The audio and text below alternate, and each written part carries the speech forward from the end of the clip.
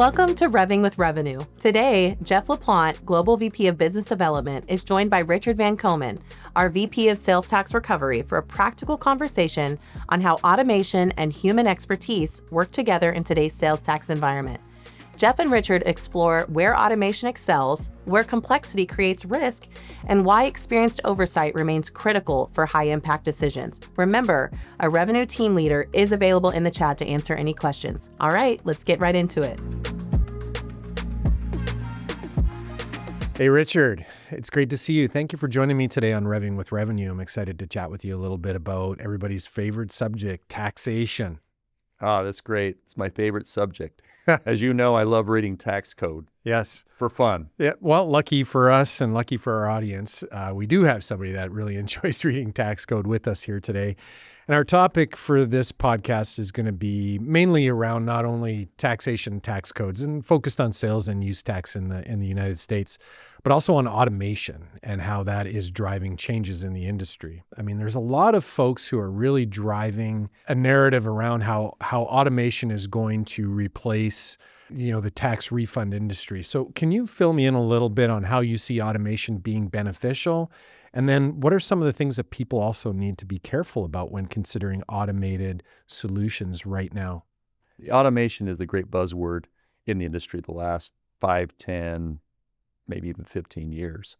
Companies, the more they automate, they improve their processes, they streamline functions within the company, they try to get to the right answer using a computer rather than using a human.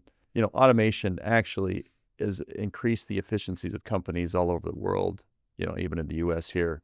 When it comes to tax, most tax departments have been trying to automate over the last few years, and there's always challenges, but there is a significant amount of efficiency that's come out of automation, for sure. So if you think about automation today, or tax departments today compared to when you first started in the industry, do you think companies are twice as efficient as they were 30 years ago, more than twice as efficient by using automated tools? I think, 5 to 10 times efficient using automation tools. Incredible. So when we think about automation, and there's always an inherent risk with every tool that we use. It doesn't matter if it's a hammer or if it's a piece of computer software to help us automate our workflows. There's always risk in using tools. How does automation and how do the automated tools in the tax world increase risk for our clients? That's a great question. We talk about how automation has improved the efficiencies and the compliance of many of these companies. 30 years ago when I started in this business, there weren't very many software programs. There weren't the automation tools. There wasn't even really a great way to scan documents and hold them as PDFs, where we've come a long way in automating the different tax functions the last 30 years. Along with those efficiencies and some of those benefits comes the other side, the downside, which is the risk that what companies do is they typically rely on the automation. Where before, when you had humans handling all of the functions, you'd have somebody overseeing all of those transactions more frequently. With automation, the thought is set it up one time and the computer does the rest. The reality is that creates a lot of holes. You've got the tax codes constantly changing. That's the number one reason that there's risk. The second is that you change your vendors.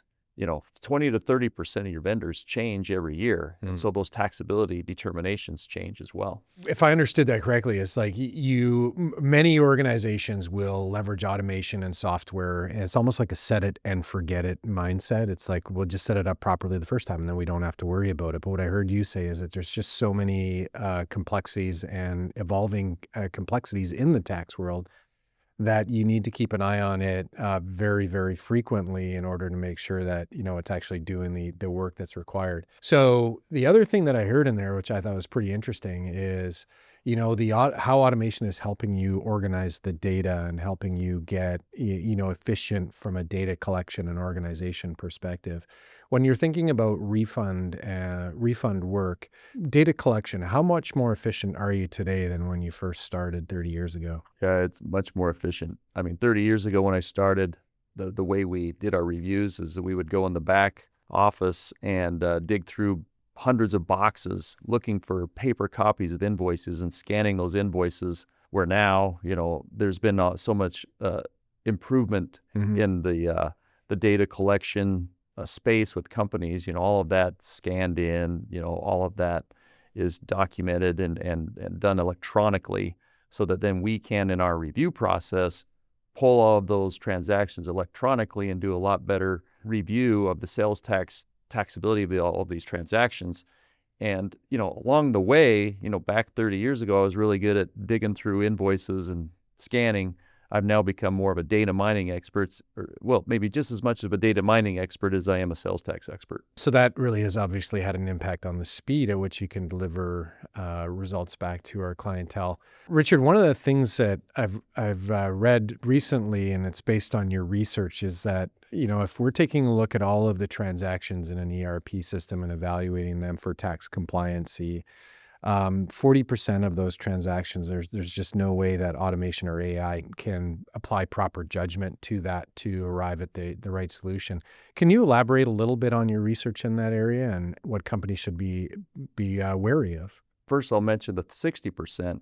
I think that's where the benefit has come, with automation. Yep. Rather than having somebody go through 60% of those transactions in the past and having to manually determine the taxability of those 60%, that's where automation has improved the efficiencies of the company. On the flip side, you're talking about, you mentioned the 40%. That's the items that are more complex. Those are items that you're purchasing multiple types of items from the same vendor to use in different divisions within the company for different uses. You could be buying the same item in a taxable manner that you could be using in a non-taxable manner within the same company, depending on its use and what part the department or even what state you're using that. Do you have an example? I mean, can you bring that home with an example for our listeners? We work with many manufacturers, naturally. And in some states, the forklift that moves the items through the manufacturing process can be taxable or can be non-taxable, depending on the state and depending on the usage even of that forklift. So I'll give you an example. In the state of Utah, if a company uses that forklift to move the items throughout the process, so they pick up the raw material, they move it to, this machine that manufactures a certain component, and then they take that with another forklift and they move it to the other manufacturing function of that, putting on the other widget on top of that manufacturing part, that can be a non-taxable use of the forklift. So those forklifts are not taxable. Not taxable because it's part of the manufacturing process. Correct. Okay. Correct. Yeah. Then if you use that same forklift to move that item once it's a finished good to the shipping dock, that's now a taxable function. Similarly, in Texas, that same forklift, because the tax code is different, that's a transportation item rather than a manufacturing item. So in the state of Texas, a forklift is taxable. So it could be like you could literally have the same industrial footprint. You could be making the exact same product, exact same pieces of equipment, but because of the different tax codes, that forklift would be taxed differently in Utah than in Texas. That's where automation can't quite catch that. With the Utah example, the automation is you just code that forklift. It's an asset in our company. Yeah. So you don't know really how it's being used in the automation process because it moves. Sure. You might use the same forklift, two different areas. So you can actually, figuratively speaking, break that forklift's time into small different tranches, and some of those tranches would be taxable and not. And your assessment of current automation and AI tools is that that certain situation is just too complex for it to discern, yes, this forklift is 80% taxable, 20% not taxable. And with the way sales tax works is it's a tax on the transaction. Many people think sales tax is a tax on the goods. It's actually on the transaction. Yeah. And with that, most companies want to give an exemption certificate to the vendor and just tax everything up front. Well, sometimes that works, and sometimes you don't know how the use is going to be with that particular item. Yeah. And so that's the complexity. You know, it's interesting to me, and I just realized, like, as we're talking here, it's important, I think, for our audience to know is that, like, automation and AI is going to be a very important tool and enabler of the of tax departments, you know, across North America, across the globe. So I don't want us to think that the theme of this podcast is no to automation. It's actually yes to automation, and you keep reminding me that it's a tool, and we're going to keep evolving on how we're using it. One of the things I was curious about as I was kind of getting ready for this conversation, Richard, was, you know, what are some examples of some spectacular failures that you've either seen like firsthand or you've heard about through the grapevine where maybe automation or a piece of software failed one of your current clients? I wouldn't say failed so much as that the over-reliance on it. Part of automation is you have to code things in the automation. You have to say, hey, we buy this from this vendor, first of all. Then once you have that bucket, then we have to know where that item is being used in the company. The failure point, and where we've seen this happen, is that every iteration that goes down, first, what vendor are we purchasing that? What division is it being used in? How is it being used? Which, functionality, which part is this being used on? That, all of those touch points are not very easily automated. And that's where the breakdown happens, is that the company can only get to certain levels, but yet they rely on those two levels. And so what ends up happening is, where we've seen the biggest risk and the biggest example is that there are codes that the sales tax code changes I mentioned. Yeah. And recently, I'll take another, Utah had a big, keep using Utah as an example. I live in Utah, so it's the easiest one to use. But there was a big tax change in 2019 that expanded the manufacturing exemption. So what naturally happened? Companies would just exempt items because they wanted the automation. They didn't want to go through the whole process, and they said, we're just going to do this step where we just over-exempt items. Okay. And because of that, they've created a big tax liability. Yeah, they would have been, like, by taking that blanket approach and just toggling off all of those, that taxation requirement on those pieces of equipment or those assets, they would have been accruing a liability unknowingly. So what was the outcome? I mean, like, once they figured out, oh, actually these are taxable, how big was the liability that they had accrued they needed to accrue as a result of that change? Yeah, that's a great question. It was somewhere it was over $1 million. Let's put it that way. Probably, between $1 million and $2 million. It's just for our listeners and viewers. It's like, on a percentage basis, is that $1 million? Is that like 20% of their entire tax liability? Like, what did that represent? Was it a huge penalty or a small penalty? Represented about 20%. Roughly 20% of their entire tax liability, and naturally, they were very surprised. They want to save money. They want to make sure they're saving enough money for the company. But one of the biggest tax worries are they don't want any contingent liabilities that they don't know about. And that's what this created, was that liability that they were not aware of, that they thought that automation had corrected. The selection of those assets being non-taxable, was that a human making that judgment and entering it into the tool, or was it the tool itself that made the decision and said, no, I'm going to exempt all of these items from taxation? So it was a human that made the determinations, a non-tax person determining this coding, because they thought they want to save money, right? And they understood there was a big law change, but they didn't understand all the nuances, obviously. And so obviously having a tax professional that knows what they're doing, obviously entering these in helps it dramatically. At the same time, even within the tax department, people are experienced and they know these things, but the software has limitations as well. So in this situation, it was kind of a twofold thing. It was the person entering the information, and the software had limitations of actually being able to list all of the different subcategories that you need to determine that taxability. Sounds to me like there might have also been a kind of a change management process issue there. If somebody without a taxation background was able to go in and make these changes without the tax department being aware or approving them, that we probably helped uncover that for them as well. Correct.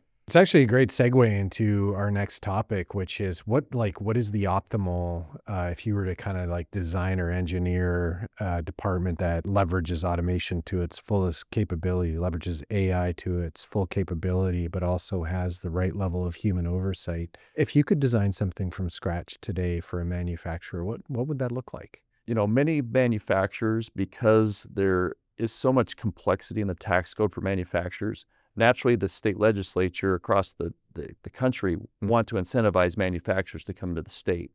And so because of that, the tax code is generally favorable for manufacturers. However, because there are so many deduction opportunities for manufacturers, the state legislature still wants to tax certain functions. So not everything is 100% clear with manufacturers. The easy stuff, like the big manufacturing equipment that they purchase, that's easy to capture. That's a one-time purchase. It's a big expense. And so most manufacturers think in those terms of, hey, we're getting it all. We're getting all of our exemptions because we're getting all this big manufacturing equipment. What they don't realize is there's a lot of ancillary things like packaging, like shelving, racking, Sanitation. Yes, sanitation, a big thing. Repairs and maintenance is a huge component. And there's a lot of gray area around repairs and maintenance across the country when it comes to manufacturers and how it relates to the sales tax code. And the reason why I started with that is I think there are many software packages that companies could use. There's a couple of big players out there that handle large ERP type companies. That's considered a best practice, is to leverage, some piece of software to help manage your tax liability and your what you're accruing. And I guess on that note, whether you're using this package versus this package, what you just mentioned, that's the first step. Step one is like understanding the tax code. So that's definitely mostly human interpretation. So human intelligence, kind of looking at the operating environment, the manufacturing environment, and making those assessments and linking the state tax code to the proper environment and making sure everything's toggled on or toggled off. Second thing is having a reliable and reputable piece of software, AI enabled in most cases, to sort of manage that for you. The next question I have for you about that is like, okay, so once that's set up, in theory, it should run pretty well, correct? Well, in theory, yes. Yeah. What actually happens after that? We talk about the 60% that are black and white transactions, the 40% kind of gray area. I think you can even get to a 90% level, quite frankly, with transactions. I mean, if you have AI enabled, the right software in place, this process to analyze transactions, there still is that 10% that you could use the best AI or automation tool, but you're still going to have some human in the loop function of review, or else you're just not going to get it accurate. Now, there's two thoughts there. Do we want to get everything perfect every month? I've never seen perfection. And most companies want to be conservative in nature. Yeah. When in doubt, be conservative. Sure. Again, like I mentioned before, the biggest worry of a tax executive is not, are we overpaying? It's, are we underpaying? Are we going to get caught down the road in an audit and find out we have this big amount of money? So tax directors, VPs of tax committees they would be less concerned about a slight overpayment than they would be accruing a liability or underpaying on tax. They don't want that surprise. That's right. So that's really what fits in that 10% remaining bucket, where it's like we accept that risk, but the risk is not underpayment. The risk is that we might be slightly overpaying. That's right. Okay, well, that's a natural and perfect segue into how they partner with third parties. So one of the things that we hear about when we're out engaging in conversations with companies and asking them how they're handling sort of that remainder, that how are they doing their verifications? Oftentimes we hear they're using their internal teams. Oftentimes we hear they're using different third parties. What is the usual, like when you're reviewing state by state? So say a company operates in 10 different states across the US, okay? How often should they be going to each state and doing a review of that, the chaff that might be falling off the side of the bucket, and how often should they be going in and checking that out for opportunity? Typically, it's whatever the statute of limitations allows them to go back. So most states are 3-year statute of limitations. Some are 4 years, and some are kind of a hybrid between 3 and 4 years. So typically, anywhere from 2 to 3 years would be ideal. Mhm. But some companies may want to do it every year or every 2 years just to have Sure. a pulse on it, right? Yeah, I guess it would depend too. Like if out of those 10 states, you have 2 of them that have like 80% of the overall kind of revenue and expense for the company, you'd probably want to do those ones every year. That's right. Yeah, and then Yeah. the remainder you might put on some kind of rotation. How does Revenue help companies plan for that? Like what do we offer to them which they might not be able to do with their internal teams? What advantage do we offer them? You just hit on it. We do that strategic analysis. First, we look at where is your greatest spend, where's your greatest opportunity? Which states are you operating in that have a significant tax advantage for your company where we can, find opportunities to where you might have leakage and have the greatest opportunity to find a recovery. I've seen different clients approach, that recovery of maybe that liability, that 10% of their transactions where maybe they've overpaid on them. They sometimes will have a mix. They'll either use all internal resources and they have a fairly large staff. Other companies will have virtually no staff and rely entirely on consulting firms and third parties to help them. Where's the sweet spot for most companies in North America? Is it like we'll take care of the frequent flyers, I guess you'd call them, and then the ones that are kind of below that line will farm out to a third party? Like where's the sweet spot for most companies in North America? Typically what we've seen is that companies that have the greatest success realize also their limitations. And so the more successful the company is, they typically hire third parties. Yeah. Because third parties have that expertise that the companies just simply they don't. do it every day. Yeah. Right. Like the third That's parties right. are doing it Do it every day, for yeah. multiple clients. So it's where they live. Yeah, that's right. Whereas an internal team may have to pick it up and put it down on an annual basis, and they may not be completely up to speed with trends or evolving issues. The biggest reason is that internal teams just have all of the intent in the world, but they just don't have the time because they're so focused on the compliance function. We have several relationships with different companies, and how would you grade our most successful one? Like what's the level of interface and integration we have with that company compared to maybe some that aren't quite getting as much benefit as they could? Yeah, well, it's naturally the one that we have the most touch points where we can do the greatest amount of work for that company. If we're helping them look at their entire company, for instance, rather than just picking off one state or one division, if we can see the whole enchilada at once, then we can slice and dice and we can understand their processes and business patterns and so forth across their entire operations. And so we can help them strategize and understand where we can find the greatest recoveries. Perfect. So it's a good level of integration, but I think what I heard you say there too is it's variable based on the industry and the company that we're working with. It's not always a one size fits all, and it's not always about 100% integration into their tax department. Sometimes there's variables in there where we just need to find the sweet spot. If you were to offer any advice to a tax executive or a tax department right now about how to prepare for the future, and prepare for the future could be just like changing tax codes, new AI tools, new automation tools. What advice would you give to a tax executive right now about how to prepare their company to be shielded from as much tax liability as possible? It's a question that has come up for many, many years naturally. What does the future hold? If I could get a crystal ball and look at the future, I definitely think that AI is changing the way we do things, but yet processes and the way you handle your tax department and file your taxes is still the same. You've just got to file the right amount of taxes. You can use these separate tools to help you, and I think that's the advantage. Use as much tools as you can use. Get every tool in the toolbox that you can use to make sure you do things more efficiently, effectively. Use AI where you can. Use automation to get where you can, and then use third parties to come in after the fact and validate your whole process. That's one of the advantages, I think, of using a third party is that you have another set of eyes, someone who has experience across many companies in your same industry, who've seen how their tax departments are run, and they can help you be more efficient with the tools you're using. We often talk about the advantage that we offer and that we work across multiple different industries, and we get to take key learnings from different industries and test them essentially cross-pollinate that, liability management across different industries. And I think that's another advantage I think that third parties offer.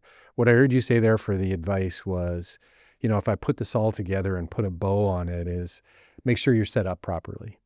So you've got, everything set up properly. You've picked the right tool. You've got it all going, and then you need to manage that 10% liability that you might be, accidentally overpaying on or deliberately overpaying on just to manage a liability. And then leverage the experts, leverage third parties that can help you get refunds while not triggering reverse audits at the same time.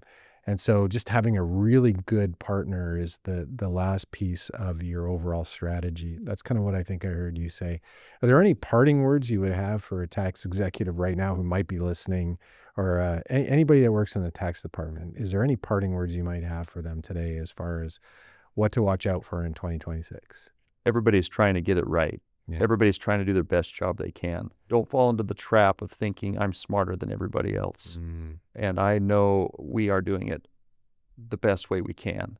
You may be doing the best way you can, but there's even more as you use third parties. Yep. Again, I mentioned the key is they've seen other tax departments. They've seen potential refund opportunities for companies in your industry. Yep. And I think that's where we add the greatest value, is to help them create that blueprint for the future. Collaboration and sort of gathering data points from multiple sources is, you arrive at just a better and a smarter decision. And I love how you said it in a very eloquent way, but, making sure you're gathering that information and data and not thinking you're the smartest person in the room is really the best strategy to minimize your liability. Richard, it's a lot of ground covered in a very short period of time. And thank you very much for your insights and for spending some time with myself and with our listeners and viewers. And thanks very much for being here today with us. Awesome. Thanks, Jeff. It was a pleasure being with you today. Right on. Thank you. Thanks.